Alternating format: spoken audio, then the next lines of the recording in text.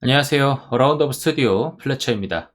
오늘은 코틀린 기초 내용에서 컨디션과 루프에 대해서 보도록 하겠습니다. 네, 여기서 말하는 컨디션, 조건문이고 루프는 반복문을 얘기를 하는 겁니다. 먼저 볼 거는 if문인데요. if문은 조건을 판단해서 코드의 흐름을 제어하는 그런 코드 문법을 의미를 합니다. 여러 조건을 사용해야 될 경우에는 if문 다음에 else, else 같은 그런 키워드를 사용할 수 있고요. 아래와 같은 이런 구조, 순서도를 사용을 해서 동작을 한다고 이해해 주시면 될 것 같습니다. 자, if문 안에는 어떤 조건식이 들어가고요. 그 조건이 참일 경우에는 이 코드 1이라고 하는 것을 실행을 한다는 거고, 만약에 이 조건식이 false일 경우에는 이 코드 1을 건너뛴다 이렇게 봐주시면 됩니다. 만약에 그 조건을 걸어야 되는 것들이 여러 가지다 그러면은 이렇게 if, else 이런 식으로 여러 개의 키워드를 조합을 해서 사용을 할 수 있습니다. 더 추가를 할 경우에는 여기 else if를 여러 개에 붙여서 사용을 하면 됩니다. 자, if문은 이런 문법을 가지는데요. 먼저 max라는 변수가 있을 때 여기에 a를 넣어줬고요. 그 다음에 여기는 a랑 b랑 비교를 해서 b가 더 크면은 max에다가 b를 넣어 라고 하는 이렇게 간단하게 if문을 사용을 할 수도 있고요. 만약에 else 같은 그런 구문 아니면은 여러 줄을 사용해야 된다 그러면 중괄호를 씌워서 사용을 할 수 있습니다. 자, a와 b를 비교해서 a가 더 크다 그러면은 max에다가 a를 넣고요. 그 다음에 그렇지 않은 경우에는 b를 max에다가 넣는 그런 코드가 되겠습니다. 자, 이런 것처럼 여기에도 expression 해갖고 표현식을 이렇게도 쓸 수 있다라고 얘기를 하고 있는 거고요. 지금은 여기 보면 if가 먼저 들어와서 여기서 max에다가 무슨 값을 넣는 이런 코드들을 삽입했잖아요. 그 말고도 여기 max라고 하는 이 변수는 한 다음에 if문을 써서 어떤 값을 넣어줄지 이런 것들을 넣어도 상관없습니다.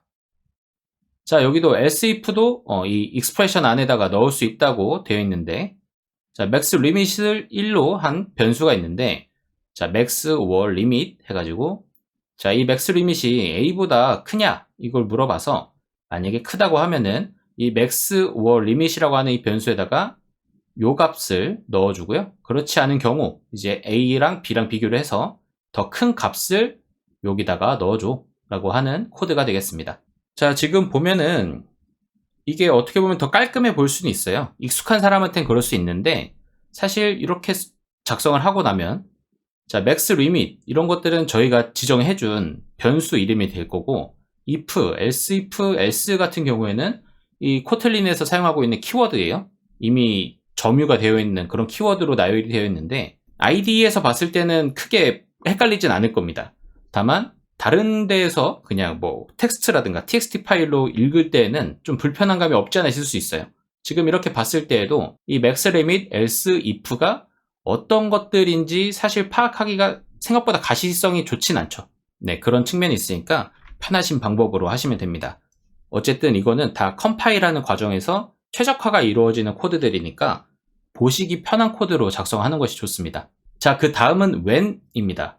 자, when은 약간 문법이 다른데 이것도 어쨌든 컨디션을 다루는 문법입니다. 자, when문은 여러 케이스에 대해서 구분을 하기 위해 사용이 되는 그런 코드라고 하고요. if문을 사용하기에는 비교적 케이스가 많을 경우 사용한다고 합니다. 자, 여기서 케이스가 많다, else if를 여러 개 써야 된다 라는 건데 그러면 코드가 아무래도 좀 길어지겠죠. 그런 것들을 좀 해소시켜 줄 수 있는 방법이 아닌가 라고는 생각이 듭니다. 자, when x 이렇게 들어가 있는데요.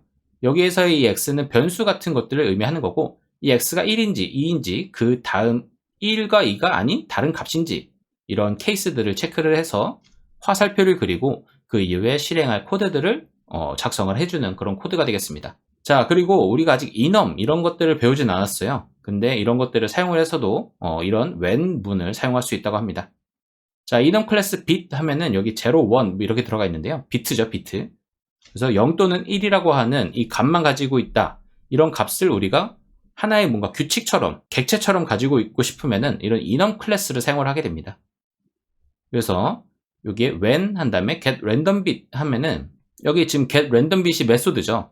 이게 지금 어떻게 구현되어 있는지 모르겠지만 의미상 보면은 이 비트라고 되어 있는 이 enum 클래스에서 0 또는 1을 꺼내주는 그런 코드가 될 것 같습니다.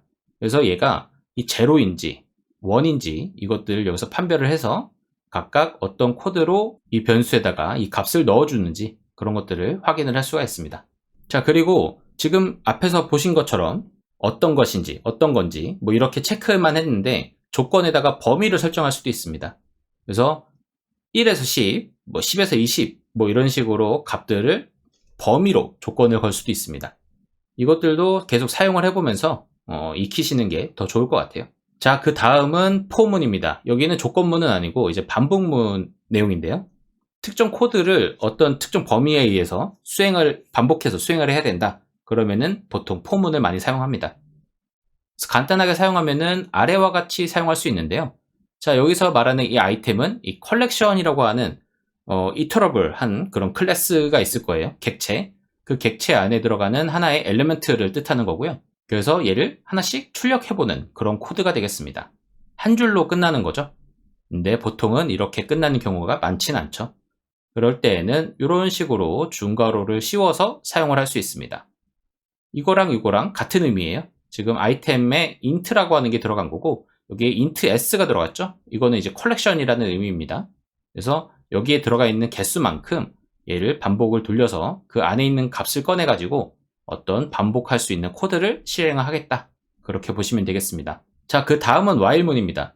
while문은 for문하고 동일하게 반복을 하는데 사용하는 키워드고요. 자, 반복하는 방식에 따라서 편한 키워드가 있고 그것들을 자주 사용을 해보시면서 고려를 해갖고 선택 취사 사용하시면 되겠습니다. 자, 반복문을 수행 후에 코드를 실행할지 아니면은 코드를 실행하고 반복문을 수행할지에 따라서 while 또는 do while을 선택해서 사용할 수 있습니다. 자, while문을 먼저 보겠습니다. while문은 여기 괄호 안에 우리가 어떤 조건에서 반복을 할 건지에 대한 조건식이 들어가게 됩니다.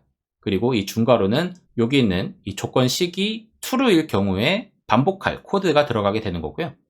자, 여기는 아래에 있는 거는 또 다른 코드인데 얘는 do가 들어가고 그 다음에 뒤에 while이 들어갔습니다. 얘는 이게 true인지 false인지는 상관이 없고 먼저 실행을 한번 해라 라고 하는 의미를 갖고 있습니다. 그래서 무조건 한 번은 실행해야 돼 하면은 do while 같은 것도 사용하는 거고요.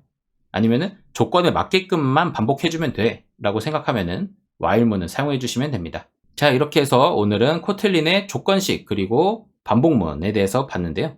늘 어떤 언어이든 if문, while문 이런 것들은 다 들어가 있기 때문에 너무 간단한 내용들이에요. 이미 언어를 한번 배우신 분들이라고 하면 어렵지 않게 따라오실 수 있을 거고요. 다음 시간에는 실제로 사용하고 있는 코드들을 보면서 이런 식으로 사용하는구나 라는 것들을 한번 이해해보고 넘어가도록 하겠습니다. 그럼 오늘도 좋은 하루 되시길 바라겠습니다. 감사합니다.